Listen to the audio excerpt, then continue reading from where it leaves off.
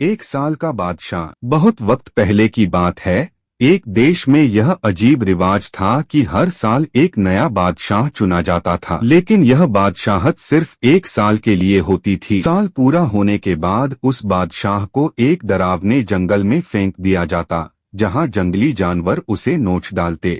शुरुआत में लोग एक साल की शानो शौकत के लालच में इस रिवाज को स्वीकारते रहे, लेकिन धीरे धीरे जब सभी को उस भयानक अंजाम का अंदाजा हुआ, तो कोई भी बादशाह बनने को तैयार नहीं हुआ। अब देश संकट में आ गया। लोगों ने फैसला किया कि अगली बार जो व्यक्ति इस देश की सीमा में सबसे पहले दाखिल होगा, उसे जबरदस्ती बादशाह बनाया जाएगा। कुछ ही दिनों बाद एक परदेशी मुसाफिर वहां आया। लोगों ने उसे पकड़ लिया और कहा, तू अब एक साल का बादशाह बनेगा। वो मुसाफिर एक अक्लमंद और दूरंदेश इंसान था। जब उसने पूरी कहानी सुनी तो मुस्कराया और बादशाहत कबूल कर ली। लेकिन उसने एक अनोखा काम किया। उसने अपने पूरे एक साल का इस्तेमाल उस जंगल को बदलने में कर दिया जहां एक साल बाद उसे भेजा जाना था। उसने मजदूरों को हायर किया, वहां पेड़ पौधे लगवाए, मकान बनवाए, पानी का इंतजाम करवाया और जंगली जानवरों को दूर भगा दिया। देखते ही देखते वो जंगल एक खूबसूरत बस्ती में बदल गया।